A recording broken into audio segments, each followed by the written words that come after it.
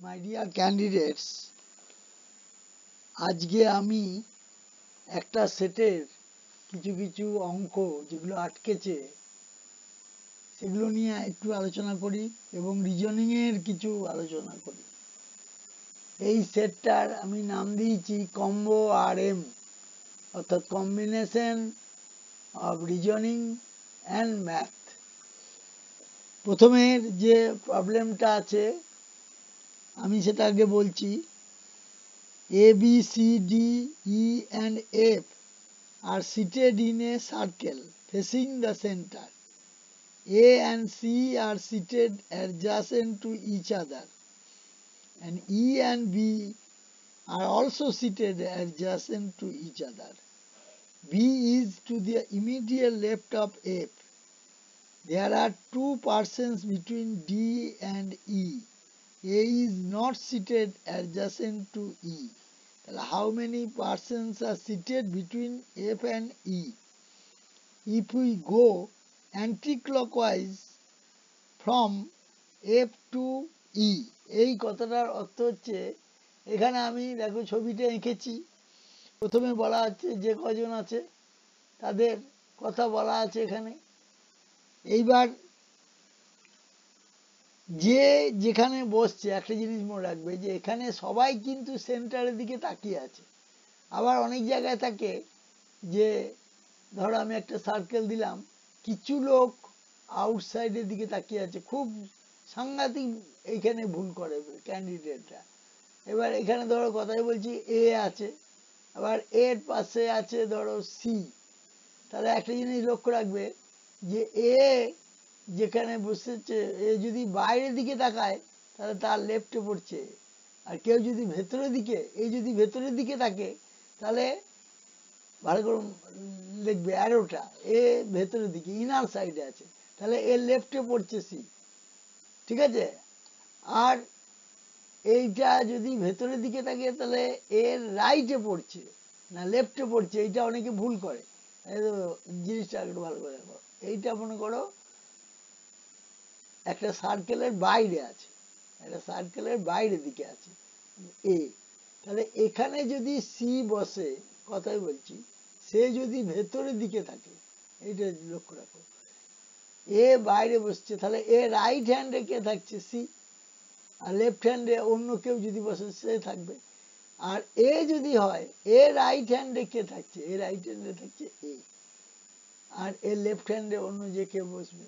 তাহলে দুটোর মধ্যে কিন্তু গুলিয়ে ফেললে হবে না, খুব মাইনিউটলি লক্ষ্য রাখতে হবে এবং এটা করতে হবে। এখানে তো সেরকম বলেনি, এখানে সবাই বলেছে সেন্টারের দিকে, তাহলে এই দিকের কোনো ঝামেলাই নেই। প্রথমে আমাকে বলেছে এ এবং সি সিট বসেছে অ্যাডজাসেন্ট টু ইচ আদার, মানে লাগোয়া। এ আর সি লাগোয়া বসেছে, দেখো এ আর সি এখানে লাগোয়া বসেছে, এ আর সি লাগোয়া বসেছে।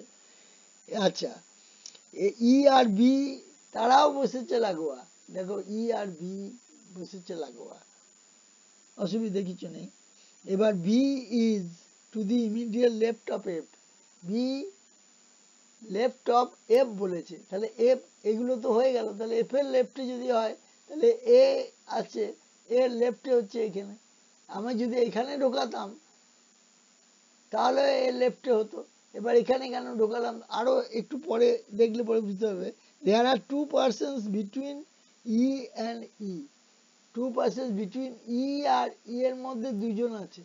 দেখো দুজন আছে, তাহলে এদিক থেকেও দুজন হচ্ছে, এদিক থেকেও দুজন হচ্ছে। কার কার মধ্যে বলেছে? There are two person sit between D and E, তাহলে এইটা হচ্ছে ডি আর এইটা হচ্ছে ই। এটাকে যদি আমি এইদিকে দেখি, মানে ডি এর অনেক সময় বলে ডি এর ডিটাকে ধরে ক্লক ওয়াইজে হয়েছে, আবার ডিটাকে ধরে ক্লক ওয়াইজ হলে এইদিকে হবে, আর অ্যান্টি ক্লক ওয়াইজ হলে এরকম হবে। তাহলে এখানে দুদিক থেকেই সমান আছে, এখানেও দুজন আছে, এখানেও দুই আছে।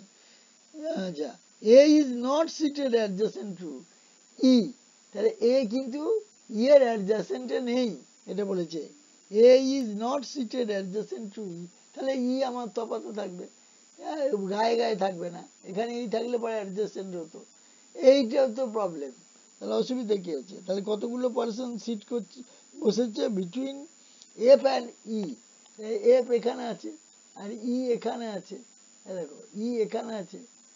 এবার বলেছে if we go anti clockwise from F to E, তাহলে এফ থেকে ইতে যখন আমরা যাব অ্যান্টি ক্লকওয়াইজ, আমার এই সার্কেলটা তখন ধরতে হবে।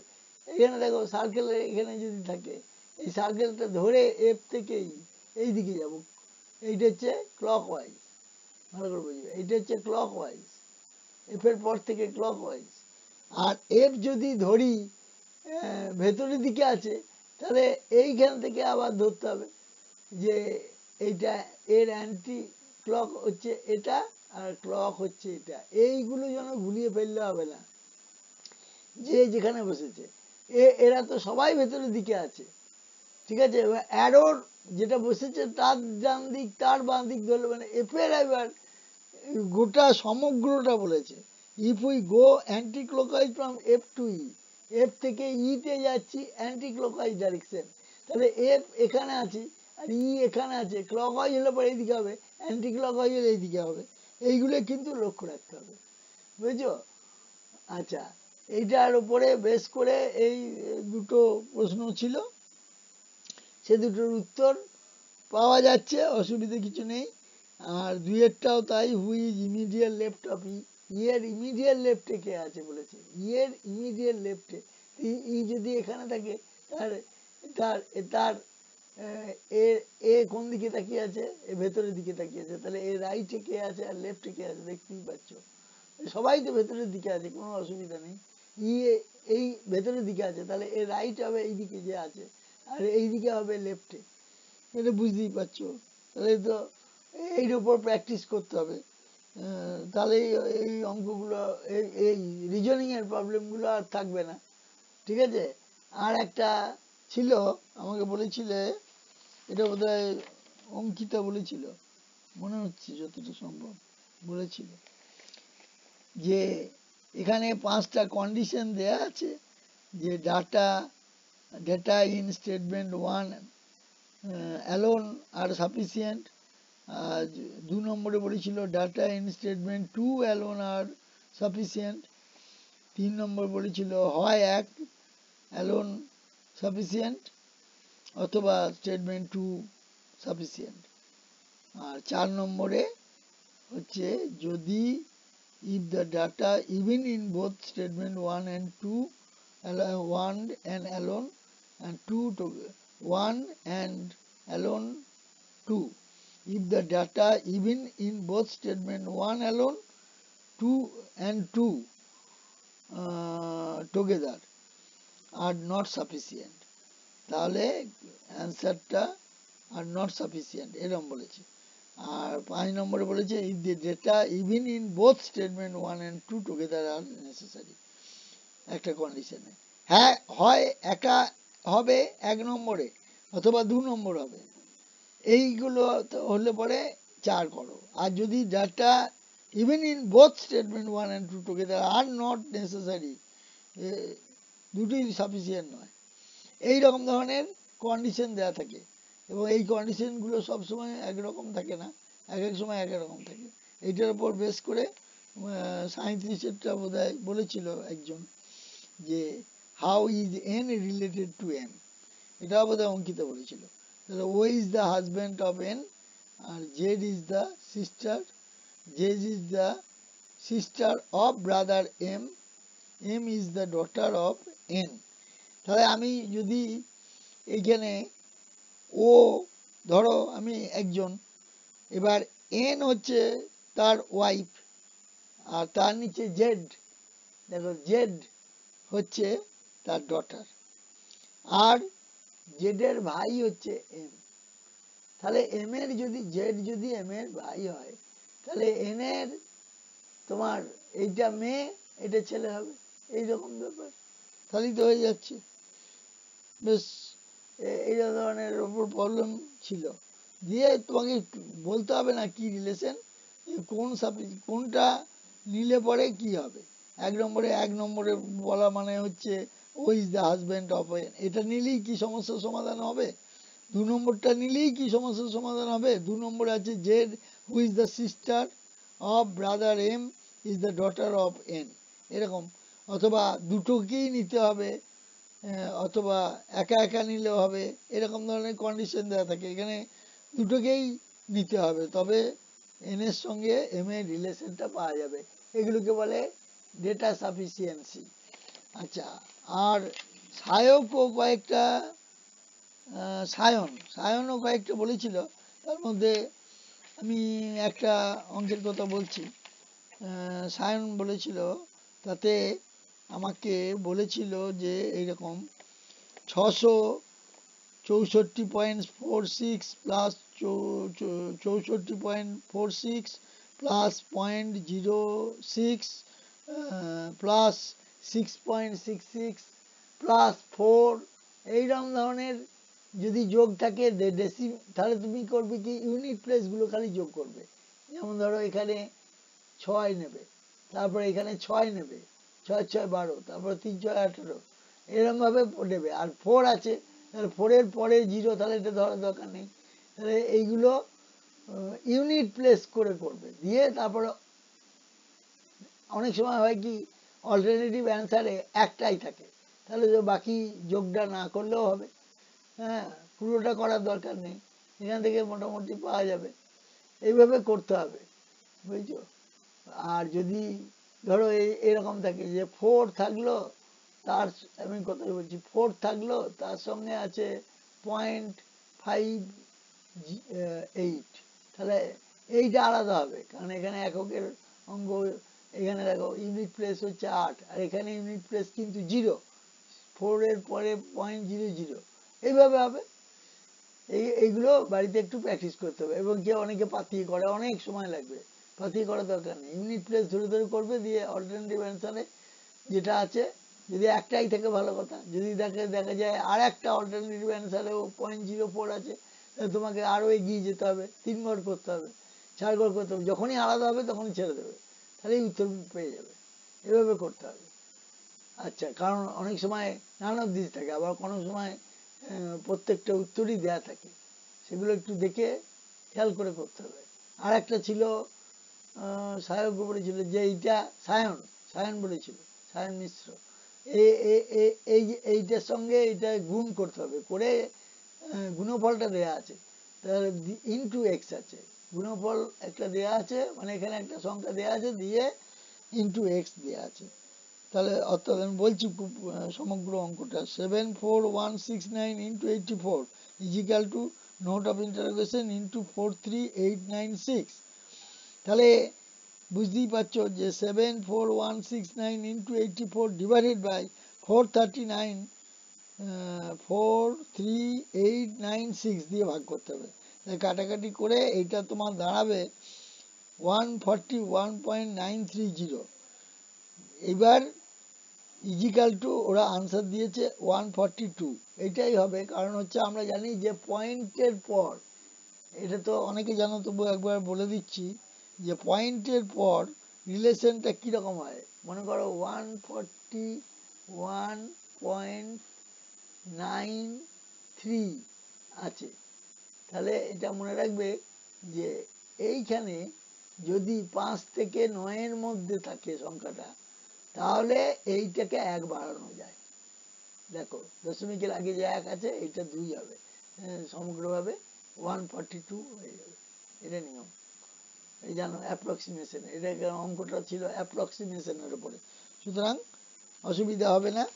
এটা বাড়িতে এগুলো প্র্যাকটিস করতে হবে তোমাকে বেশি করে। আর একটা অঙ্ক সায়নই দিয়েছিল মনে হয়, 60-এর একটা অঙ্ক ছিল, সেখানে ছিল আর একটা অঙ্ক দিয়েছিল ইয়ের ওপরে, সার্টসের ওপরে। এই অঙ্কগুলো কিন্তু করতে হবে, বুঝছো। এইখানে আমি বলছি, এটা এই অঙ্কটা দিয়েছিল কিসের ওপর দেখছি, দাঁড়াও, এই অঙ্কটা দিয়েছিল, দাঁড়াও দেখছি, ম্যাথমেটিক্সের অঙ্কটা দিয়েছিল এইটা, যে এক্স কাজ করতে পারে 6 দিনে, X can do a piece of work in 6 days, while X and Y together can complete it in 1.5 days.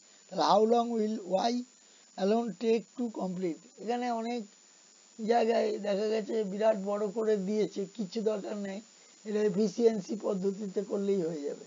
এই দেখো এটা ধরো এ করছে এক্স করছে 6 দিনে, আর এক্স আর ওয়াই মিলে করছে, এক্স আর ওয়াই মিলে করছে 1.1/2, তার মানে 2 আর 1 3, 2 আর 1 3 দিনে, তাহলে 3/2, আর এখানে হচ্ছে 6, এর গসাগু করতে হবে।